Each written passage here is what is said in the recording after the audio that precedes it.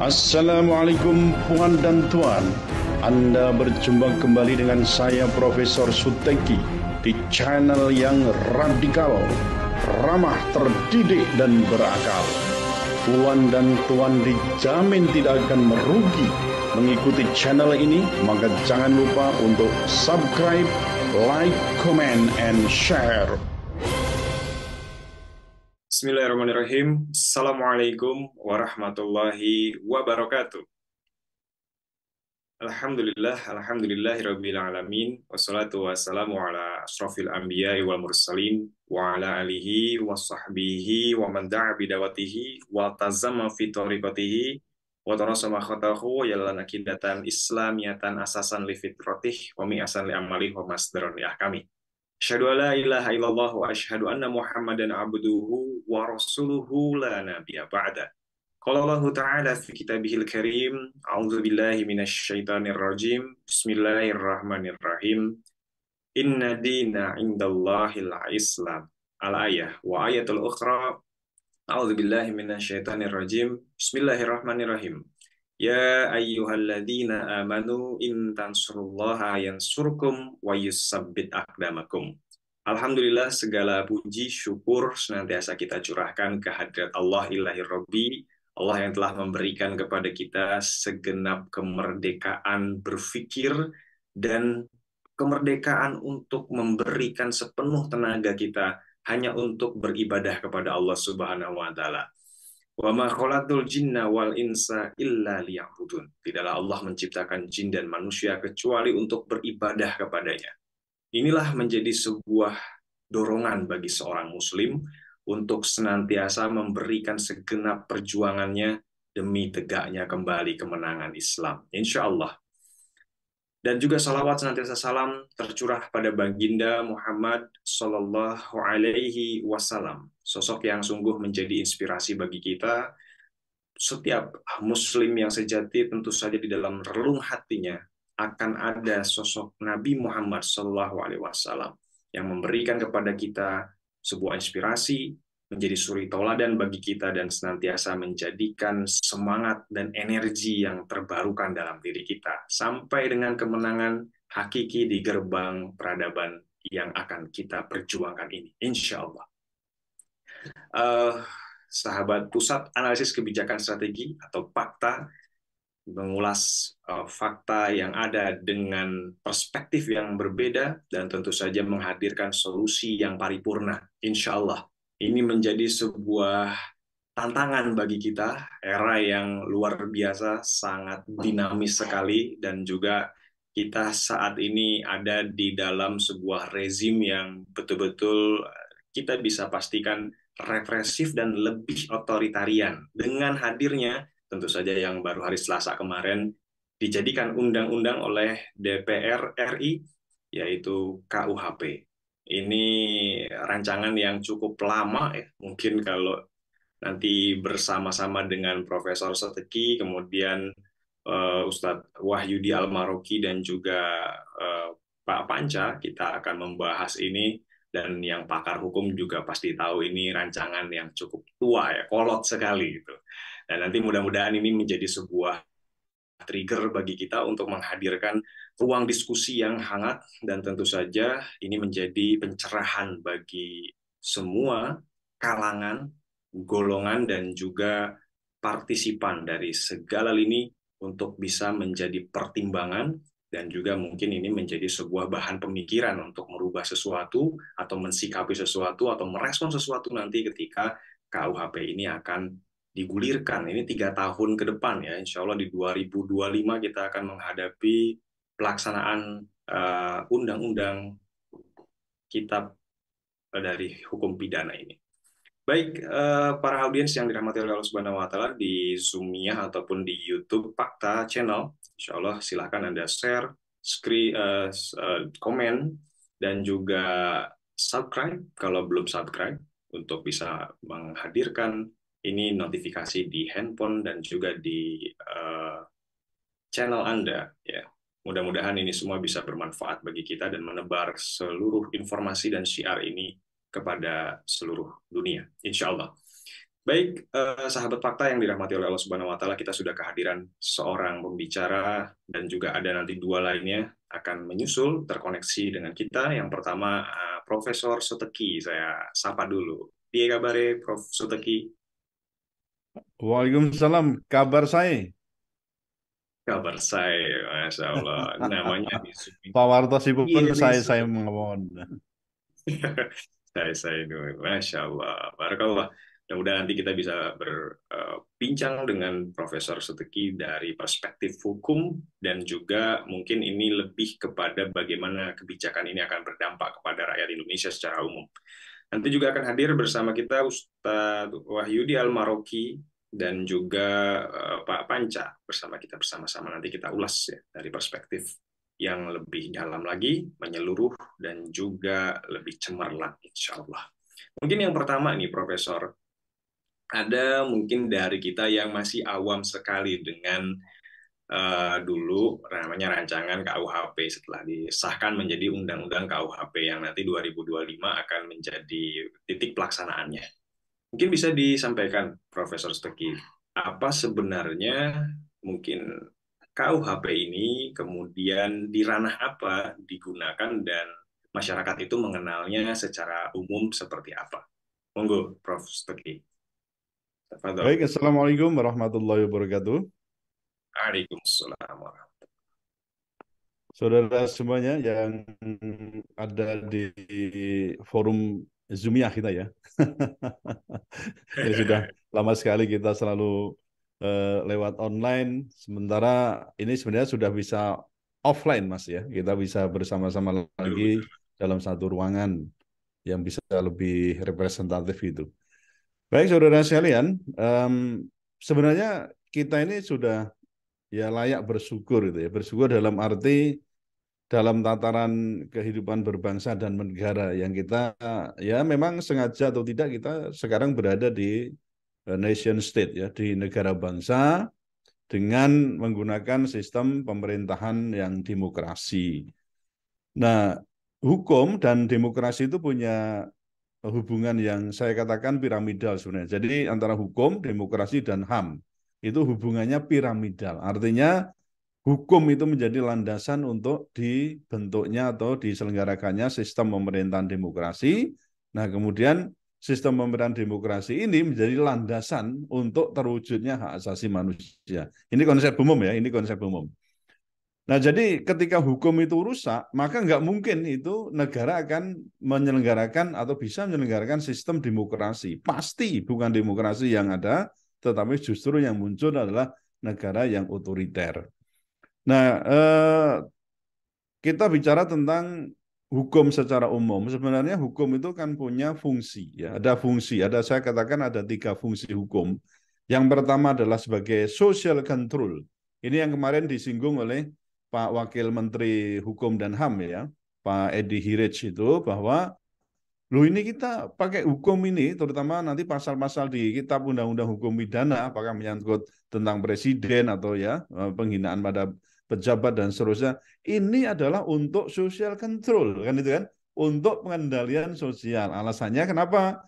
Karena presiden itu kan punya pengikut, kan itu kan. Nah, kalau nggak diatur, misalnya, wah nanti ini kok nggak ada pasal yang melindungi presiden gimana nih? Wah, nanti kalau dihina-hina, lalu nanti pendukungnya marah. Saya sebenarnya bertanya, loh pendukung yang mana? Karena ketika sudah menjadi presiden, mestinya sudah menjadi milik bersama. Hilangkan itu pendukung ini itu, hilangkan itu. Kemudian apa ya kemarin yang muncul di GBK itu relawan, relawan Jokowi. Loh kok masih ada gitu loh. Ini piye gitu. Saya mestinya ini udah hilang semua gitu loh. Jadi jangan ada lagi nama pendukung Jokowi yang berlawanan dengan Jokowi. Jokowi tidak. Ini mestinya ketika sudah menjadi presiden, semua rakyat itu menjadi satu namanya rakyat kan begitu. Nah, kemarin dikatakan oleh Pak Edi Hiraj itu, loh nanti kalau pendukungnya misalnya ini kalau nggak ada pasal pendukungnya marah gimana? Malah nanti akan terjadi namanya vandalisme atau mungkin terjadi Eigenrechten, ada main hakim sendiri. Oh nggak bisa, kalau main hakim sendiri dia akan kena. Kenapa? Ya kena pasal-pasal yang lain. Apakah penganiayaan, apakah itu mungkin juga apalagi kalau masih membunuh atau mungkin melakukan makar, ya kena semua itu. Jadi sebenarnya tidak ada alasan karena lalu pendukungnya marah terus nggak ada pasal yang melindungi gimana, lah itu sebenarnya tidak ada alasan untuk itu. Nah, jadi pertama memang tadi saya katakan sebagai social control ya, sebagai alat untuk pengendalian sosial. Supaya apa ya tadi sebenarnya maunya ya tujuannya kepada order ya, pada ketertiban sehingga perilaku masyarakat ya, perilaku dalam masyarakat atau dalam berhubungan di masyarakat itu memang terkondisikan atau dapat dikendalikan, tidak main hantam, tidak seperti hukum rimba. Nah, kemudian yang fungsi yang hukum yang kedua adalah yang disebut dengan dispute settlement. Lagi itu untuk hukum perdata, tun, pidana, dan seterusnya. Memang hukum itu ada sebagai sarana untuk menyelesaikan sengketa, menyelesaikan perkara dengan cara-cara yang disebut misalnya dengan due process of law. Jadi istilahnya itu ya menggunakan sarana-sarana yang sudah disediakan oleh hukum. Tidak boleh barbarian misalnya ya. Jadi memang ada step by step, ada protap, ada macam-macam, ada prosedur. Nah, itu memang fungsi hukum ya untuk menyelesaikan perkara secara aturan-aturan yang sebagaimana ya maunya sih ya menghasilkan namanya order ataupun keadilan. Lalu fungsi yang ketiga disebut sebagai social change. Jadi law as a tool of social engineering itu lebih tepatnya begitu. Jadi hukum juga sebagai sarana untuk melakukan rekayasa. Nah, jadi membentuk perilaku baru, mengarahkan perilaku baru dan seterusnya itu disebut sebagai law as a tool of social change. Nah, tiga fungsi hukum ini akan mengalami disfungsi ketika misalnya dalam kondisi satu. Ini ada yang menjelaskan itu ya, namanya Stephen Fago ya dalam bukunya Law and Society. Satu, ketika apa? Pemerintahan itu otoriter. Jadi nanti fungsi hukum itu nggak berjalan tuh tiga itu. Yang kedua ya, yang otoriter itu artinya apa? Menggunakan kekuasaan. Sementara penggunaan kekuasaan lebih diutamakan, bahkan yang utama untuk apa? Ya mewujudkan tujuan-tujuannya. Sementara hukum bisa dibikin, bisa dikendalikan, bisa diarahkan untuk apa? Ya memuluskan tujuan-tujuannya. Kalau Brian Tamanaha menyebutnya ini sebagai rule of law yang paling tipis atau the thinnest rule of law. Jadi ketika otoriter ini disfungsi nanti hukum. Nah, yang kedua, ketika terlalu rigid ya, terlalu rigid itu terlalu terlalu kaku.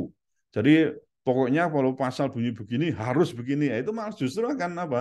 Menimbulkan disfungsi hukum. Yang ketiga, terlalu restriktif. Jadi pembatasannya terlalu istilahnya itu too much step ya. Jadi overstep dan juga over regulation. Itu juga akan membuat hukum tidak berfungsi sebagaimana mestinya. Dan yang ketiga, ketika hukum dijalankan secara diskriminatif, itu juga pasti. Nah, itu akan tidak bisa mewujudkan tujuan fungsi-fungsi hukum tadi. Nah, tadi saya katakan ada satu untuk pengendalian sosial tadi antaranya apa? Hukum pidana. Hukum pidana itu dipakai sebagai sarana untuk melakukan pengendalian sosial di situ. Selain nanti ada dua fungsi yang lain.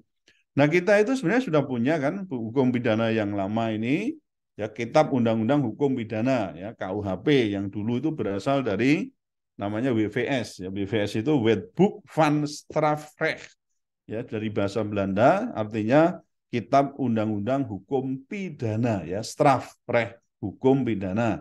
Yang konon itu berasal dari dari kode penal di pemerintahan Prancis sebelumnya ya. Jadi dari Prancis kemudian dibawa ke Belanda, ditiru lalu juga dipakai di Indonesia karena Indonesia dijajah Belanda. Nah, KUHP kita ini termasuk ya kita maunya kan begitu. Begitu ada kita merdeka, ada detik penjebolan dari kolonial ke nasional, kita maunya pengen segera punya kitab undang-undang hukum pidana yang sendiri gitu loh.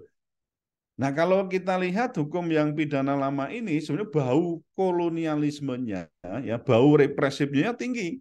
Karena seolah-olah pun di sini pun menghadapkan antara rakyat dengan pemerintah kan begitu. Ini persoalannya di situ.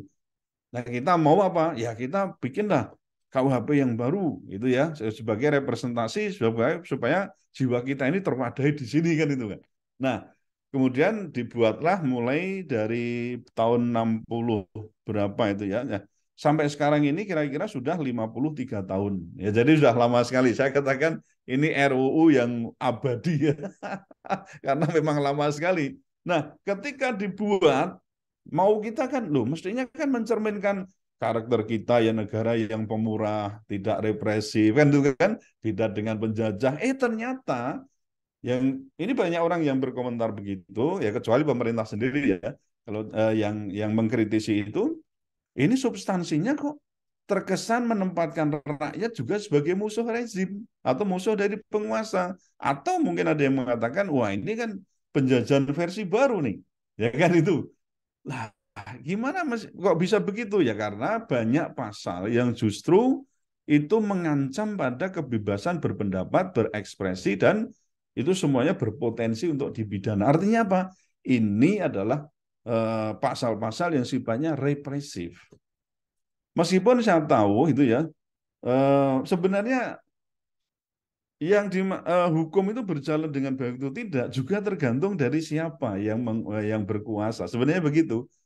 Kendati pun hukum itu buruk, maksudnya saya itu peraturan itu buruk, tetapi ketika yang berkuasa, ya jadi pemerintahannya itu baik, sebenarnya bisa baiklah hukum itu. Sebenarnya begitu.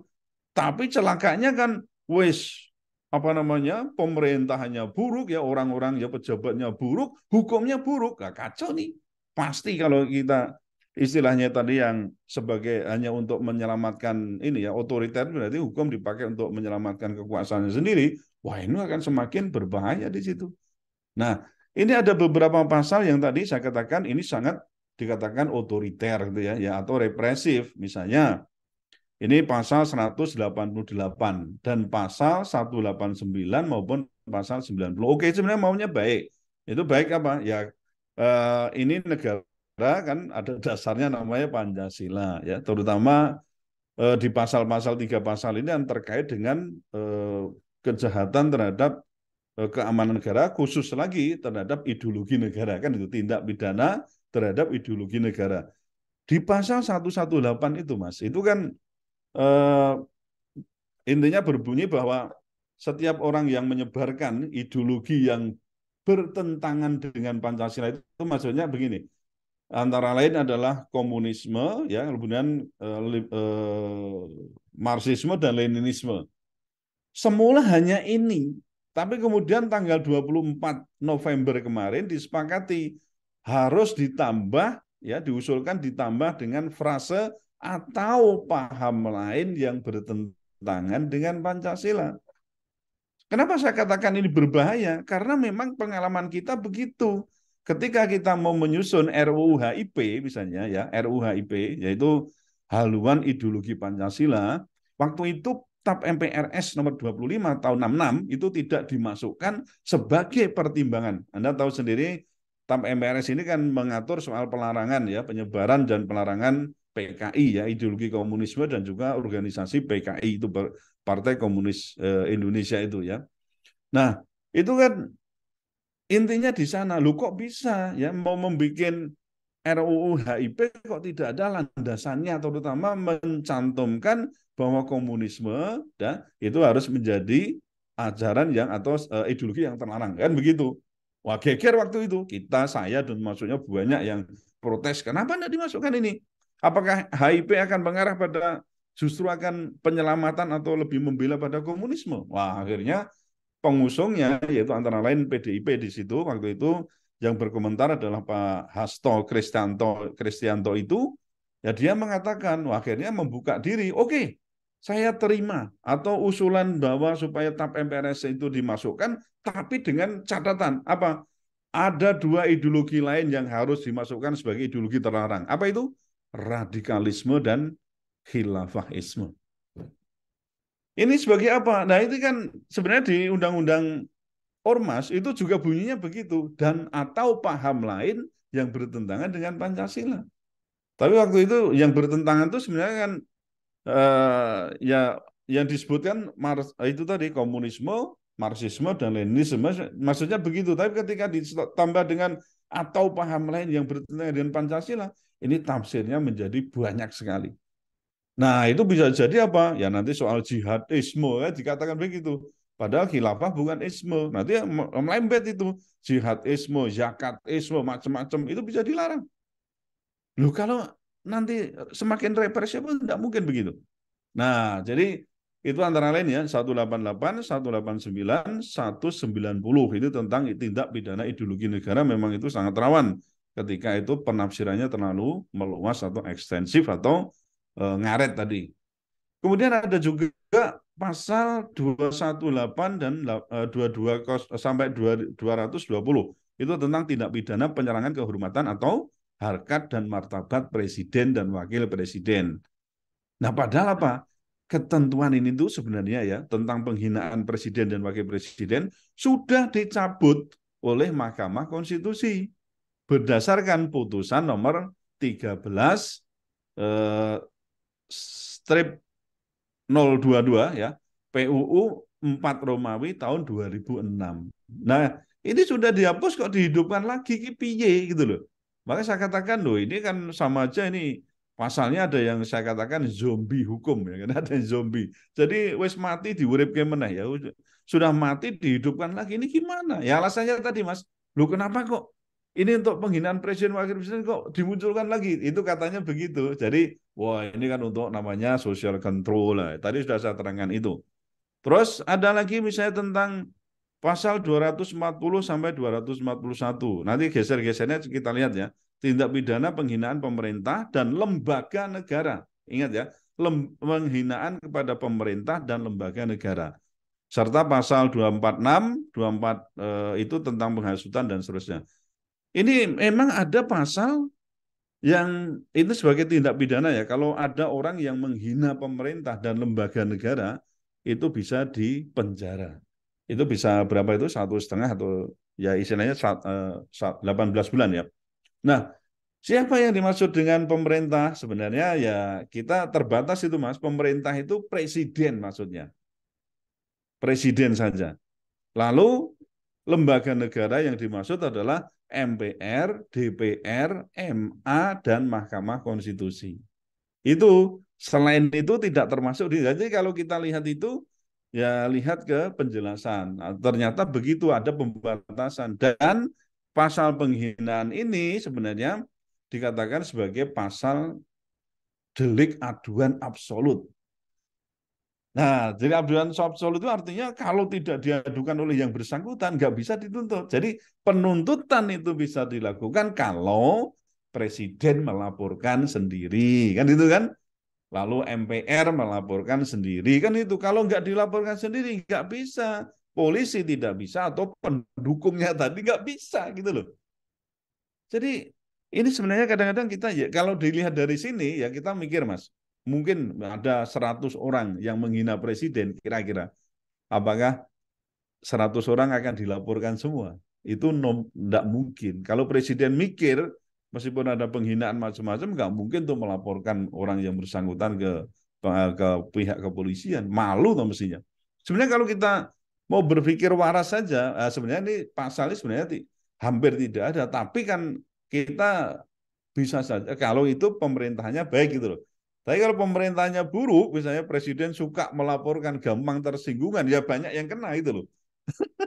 Tapi kalau secara normal gitu ya, sebenarnya nggak mungkin lah presiden melaporkan misalnya ada Suteki dilaporkan, ini dilaporkan, Mas Panca dilaporkan, nggak mungkin begitu. Mana sempat itu loh kalau presiden tiap hari melaporkan orang yang menghina ya mumet itu namanya.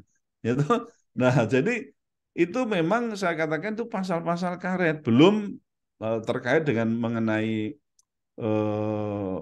soal pidana mengganggu dan merintangi proses peradilan, kemudian ada tindak pidana agama dan terhadap agama dan kepercayaan. Ada tentang juga ini tindak pidana pemaksaan terhadap pejabat. Jadi kalau jenengan melebu, Anda masuk ke pejabat, ke pemerintahan, ke kantor itu, lalu memaksa Bapak harus ngomong ini, harus taken, harus pernyataan. Oh nggak boleh, karena itu jadi masalah juga di situ. Nah ini namanya tindak pidana pemaksaan terhadap pejabat ada ya di 347 dan 348 sekitar pasal itu.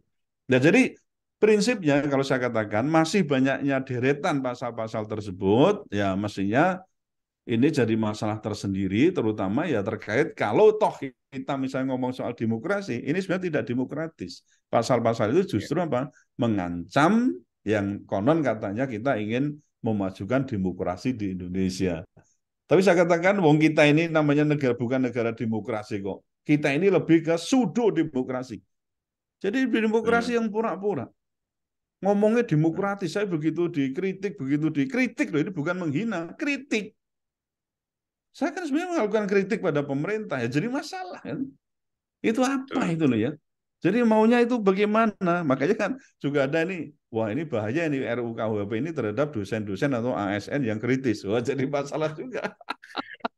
Jadi oke itu sementara begitu. Jadi prinsipnya dengan pasal-pasal yang tadi katakan memang betul kalau Anda berkesimpulan sementara bahwa KUHP ini memang cenderung lebih bersifat represif. Bahkan ada yang mengatakan, wah ini kayak bikinan kalau londo itu londo putih, ini londo ireng gitu ya.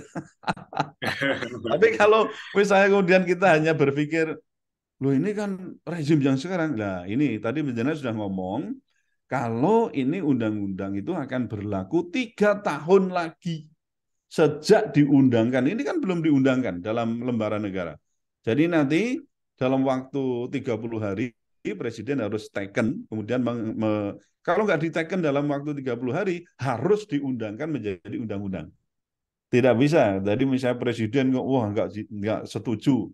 Oh nggak bisa. Dan saya pasti setuju kan. Ini kan memang inisiasinya juga dari pemerintah. Masuk pemerintah nggak setuju.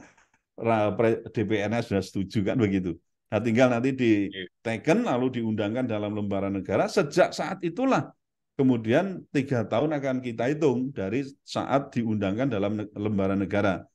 Misalnya diundangkan dalam lembaran negara itu tanggal 20 Desember. Berarti ke depan kita hitung 3 tahun itu baru berlaku. Jadi sebenarnya kalau rezim ini tidak berlanjut gitu ya, ya nanti rezim berikutnya yang akan menjalankan undang-undangnya. Semoga gitu ya, umpama kok ini masih tetap berlanjut pakai ini tergantung tadi yang menjalankan rezim nanti bagaimana, benevolent atau tidak, menjadi rezim yang pemurah pada rakyatnya atau represif terhadap rakyatnya. Gitu, Mas.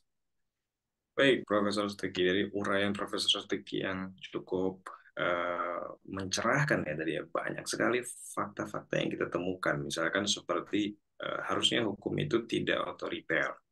Tapi pada banyak kesempatan mungkin yang mungkin masyarakat juga melihat lebih banyak hukum itu akhirnya itu lebih tajam ke bawah dan tumpul ke atas. Mungkin juga lebih tajam pada lawannya, tapi tumpul pada Tumpul kawannya. pada Begitu. kawan. Jadi ini memang menjadi rahasia umum dan menjadi sebuah bentuk ya karakter dari rezim yang hadir setiap masanya. Dan juga tidak rigid ya, tidak kaku. Sistem hukum peradilan itu tidak kaku, tidak rigid, dan juga sangat memudahkan dalam aspek pelaksanaannya. Juga tidak membatasi, tidak restriksi. Jadi ini sesuatu hal yang memang harusnya menjadi sebuah panutan hukum dan terakhir tidak diskriminatif, tidak membeda-bedakan siapa yang ada di hadapan hukum dan memiliki kedudukan yang sama di hadapan hukum. Baik, nah ini sudah hadir ketiga pembicara kita, narasumber kita sapa lagi dari mulai Profesor Suteki. Profesor Suteki tadi sudah memaparkan beberapa poin. Nanti insya Allah kita akan sambung lagi dari Profesor Suteki. Insya Allah ya Profesor Suteki tetap sehat, semangat, awet muda nih. Yang Amin. kedua, Ustadz Wahyudi Almaroki. Gimana Ustadz? Sebetulnya lagi di jalan ini. Insya Allah. Ya, Assalamualaikum warahmatullahi wabarakatuh. Waalaikumsalam warahmatullahi wabarakatuh. Sehat ya Ustadz? Alhamdulillah sehat. Ini belum dapat lokasi jadi di atas mobil aja. Masya Allah, lagi mobilitas tinggi ini. Dan juga Mas Panca Kurniawan. Alhamdulillah. Gimana kabarnya Mas Panca? Alhamdulillah sehat, Bung Riki ya. Masya Allah, baik. Memang hari-hari ini tadi juga sampaikan oleh Profesor Seteki, kita sudah bisa offline harusnya, tapi mungkin dalam kanal Fakta Channel ini kita mulai merancang kembali sisi onlineisasi. Karena juga sekarang kelihatannya ada banyak negara-negara di Asia Tenggara, khususnya di negara sebelah kita, Singapura atau mungkin Filipina atau dan beberapa negara yang lainnya sudah melakukan lockdown ya dari sisi Hmm. mungkin kebijakan negara masing-masing. Tapi kita lihat ini juga akan berkembang di Indonesia. Tapi wallahu alam bentuk apa lagi yang akan digulirkan oleh pelaksana negara hari ini. Tapi yang jelas ini bisa menjadi dampak yang kembali lagi kita ke tahun 2020 awal dengan lockdown yang dilakukan di negeri kita dan akhirnya online semua lagi. Tapi yang terbaik tentu saja kita tidak pernah berhenti untuk menyebarkan kebaikan, kebenaran, juga Islam di tengah-tengah kaum Muslim dan manusia hari ini. Insya Allah. Baik, saya ke Profesor Stuki tadi menyambung. Profesor Stuki Yep. terpotong sedikit kendala teknis. Tadi disebutkan juga ada sebuah rekayasa masyarakat ya, Prof. Ya. Kemudian juga mungkin ada tambahannya di dua lagi. Dua lagi itu apa kira-kira, Prof? Dari sisi mana dan dari sisi apa konsekuensi hukum itu harus diterapkan di sebuah negara? Terutama mungkin ini berkaitan dengan KUHP ya yang dilaksanakan. Mangga, Prof. Monggo. Ya, tadi saya menyebutkan untuk fungsi hukum itu kan ada 3 itu. Jadi yang pertama untuk sebagai sarana untuk pengendalian sosial, ya social control. Lalu yang kedua adalah sebagai dispute settlement. Nah ini. Kemudian yang ketiga adalah sebagai alat untuk melakukan rekayasa sosial.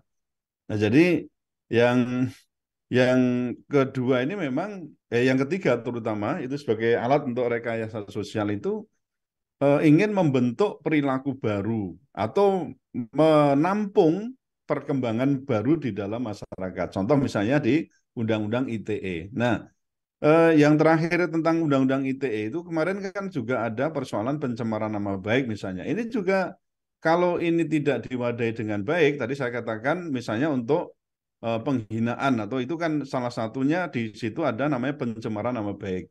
Kalau itu misalnya penghinaan kepada namanya ada pemerintah dan lembaga negara. Ini kalau tidak dilakukan secara cermat baik, yaitu. Nah, untung saja ini dibatasi ya. Yang dimaksud dengan pemerintah itu adalah presiden. Kemudian yang dimaksud dengan lembaga negara tadi saya katakan adalah MPR, DPR, Mahkamah Agung, dan Mahkamah Konstitusi. Ini 4 lembaga negara yang dimaksud. Jadi kalau kemarin itu kan soal, ya mungkin kalau disinggung lagi ke ini nanti juga lebar lagi Mas kalau misalnya ke persoalan tadi apa namanya pemaksaan pejabat ya. Jadi ada delik terkait dengan selain tadi penghinaan pada pemerintah dan lembaga negara ya juga ditambah dengan tindak pidana penyerangan kehormatan dan harkat martabat presiden dan wakil presiden ya ada juga tadi yang disebut dengan tindak pidana pemaksaan terhadap pejabat. Jadi tadi memaksa masuk, kemudian apalagi kok menyandra, memaksa untuk teken, memaksa membuat pernyataan, ini susah bisa berbalik itu. Berbalik apa? Ya yang memaksa itu jadi riskan untuk menjadi tersangka ya. Jadi ini yang kita maksud bahwa kalau ini tidak hati-hati, maksudnya penguasanya itu tidak baik ya tadi saya katakan benevolent, memang menjadi alat yang empuk ya untuk melakukan represi kepada rakyatnya. Ya, saya berharap yang tadi saya sampaikan janganlah kemudian di dalam negara hukum itu, apalagi kok menyebutnya sebagai negara hukum yang demokratis itu, menghadap-hadapkan antara rakyat dengan pemerintah. Gitu. Jadi kalau dihadapkan begitu, ya seolah-olah pemerintah itu berada di atas, ya di atas, lalu rakyat menjadi subordinasi. Pemerintah menjadi patronnya, kayak jadi tuannya, kemudian rakyatnya justru menjadi klien, menjadi hamba. Ini kan sistem pemerintahan yang otoriter, tirani ya, tirani kerajaan ya, seperti macam ini. Nah kalau mau negara demokrasi Mas, kan katanya, oh kedaulatan di tangan rakyat kan begitu kan. Nah mestinya sebaliknya itu pejabat-pejabatnya adalah pekerja-pekerja kita kan itu loh digaji dari uang rakyat ya dari sumber daya alam macam-macam tapi kan negara yang membiayai bukan sebaliknya ini penguasa merasa berkuasa mau boleh mengendalikan dengan melalui hukum kan itu kan kemarin juga ada parodi-parodi ya wah ini kan kita aman nih sudah di backup dengan hukum nih mau kita macam-macam pokoknya kita aman Sebenarnya nggak bisa begitu. Justru pejabat itu mesti harus tunduk pada hukum yang baik. Nah, hukum yang baik itu dari mana? Kalau kita sedikit bicara tentang namanya pembentukan hukum, sebenarnya hukum itu ada 3 level. Level yang tertinggi pertama disebut dengan eternal law, ya, dalam bahasanya eternal law itu adalah hukum mutlak Tuhan, hukum mutlak Allah. Sekarang begitu, ya. Itu Allah sendiri yang tahu. Nah, kemudian Allah melakukan penciptaan pada alam, ya, ada manusia, ada alam dan seterusnya, maka hukum Allah yang mutlak ini kemudian diturunkan, ya, di level yang kedua yang disebut dengan divine law. Ya, divine law itu adalah eternal law yang revealed in scripture. Jadi yang termaktub atau tertuang atau tertulis dalam kitab-kitab suci. Nah, lalu ada satu lagi yang di level kedua itu namanya natural law, yaitu hukum alam. Hukum alam itu ya hukum Allah yang dilekatkan pada ciptaannya. Nah, dari dua bahan ini, Mas, sebenarnya kemudian di level ketiga baru kita menemukan human law. Human law berarti apa? Itu hukum manusia. Nah, hukum manusia ini mestinya yang baik adalah apa? Bersumber pada kitab-kitab Tuhan, kitab-kitab Allah gitu ya. Ada kitab-kitab suci di situ dan juga hukum alam. Yang terbaik kan begini. Nah, ketika misalnya hukum manusia tidak dibuat tidak berdasarkan pada dua sumber ini ya namanya bukan hukum yang baik kan begitu. Nah, akhirnya apa? Yang terjadi justru menggunakan hukum sebagai alat untuk melegitimasi kekuasaannya. Ini yang berbahaya di sini. Akhirnya apa? Hukumnya sangat represif, menghadapkan rakyat dengan pemerintah. Ini yang tadi Panjenengan katakan, apa mungkin nih KUHP ini akan bersifat represif? Sangat mungkin dengan adanya pasal-pasal karet yang tadi saya sebutkan itu. Baik, Profesor Suteki. Jadi memang ada pasal karet ya, standarisasi ganda, dan juga mungkin ini menjadi bentuk kemungkinan di mana ya rezim punya kepentingan dan juga ada orang yang berlawanan dengan rezim, dihantamlah Oh ya, dengan KUHP ini. betul. Wow, ini mengerikan ya sebenarnya. Tadi juga mendengar beberapa konsekuensi hukumnya, di penjara 1 tahun, ada yang 3 tahun, dengan kita itu Bahkan terlibat untuk yang tadi persekutuan. misalnya untuk Sebenarnya kan kejahatan di bidang sampai ideologi itu bisa 4 tahun itu ya, bisa 4 tahun itu. yang terjadi lah. Wes, ngeri juga nih kalau seperti ini. Iya. Karena memang kita masih belum punya standar Kalau itu ideologi misalnya tadi ya, Prof, ya. dilakukan dengan maksud Kita nggak ngerti mengubah itu atau isinya. mengganti Pancasila dengan dasar negara lain yang misalnya itu dipidana dengan pidana penjara paling lama 7 tahun. Nah, meningkat lagi tuh, Mas. Kalau yang tadi kan hanya Wow. menyebarkan tok kan. Jadi setiap Mm-mm. orang yang menyebarkan atau mengembangkan ajaran komunisme, marxisme, leninisme di muka umum dengan lisan atau tulisan, ya. Nah, tapi ini tadi kan ada tambahan komunisme, marxisme, leninisme atau paham lain kan itu kan? Atau paham lain yang bertentangan dengan Pancasila di muka umum dengan lisan atau tulisan, termasuk menyebarkan atau mengembangkan melalui media apapun, dipidana dengan pidana penjara paling lama 4 tahun. Nah, itu terus nanti berkembang itu ya, ada 7 tahun, 10 tahun sampai 12 tahun kalau misalnya sampai atau menimbulkan kerusuhan, huru hara, ada yang timbul apa namanya, sampai menderita luka berat dan seterusnya, itu hukumannya berjenjang sampai kemudian 15 tahun penjara. Yang paling ringan itu Dan menyebarkan tadi 4 tahun itu. 4 tahun. Oke. Iya, Dan memang paling agak mengerutkan dahi adalah karena yang diterapkan sekarang pun isunya bukan dari Pancasila kan gitu. betul. Mungkin ini Makanya adalah isu. mestinya yang di sini ya, selain komunisme, marxisme, leninisme, mestinya disebut liberalisme. Belum mestinya Oke. begitu kan, tapi kan enggak berani nih menyebut liberalisme. Kenapa enggak berani? Padahal liberalisme itu pasti bertentangan dengan Pancasila. Betul, betul. Nah, ini yang Paham. saya katakan ya, hipokritnya itu di sini. Sementara kita sudah mempraktekkan ideologi yang sebenarnya bertentangan dengan Pancasila, tapi kita tidak mengakuinya. Namanya munafik, hipokrit itu namanya. Baik. Alhamdulillah pada kesempatan malam hari ini kita sudah melaksanakan diskusi yang mudah-mudahan ini menjadi pencerahan bagi kita tentang undang-undang kita ada hukum pidana yang disahkan di 6 Desember 2022. Dan ini menjadi sebuah pukulan bagi beberapa kalangan. Karena juga ada kontroversi dan juga ada pro dan kontra di antara masyarakat yang ada di Indonesia sendiri. Bahkan mungkin ini juga ada beberapa kritik dari media asing dan dari Amerika Serikat terkait dengan pengesahan undang-undang KUHP ini.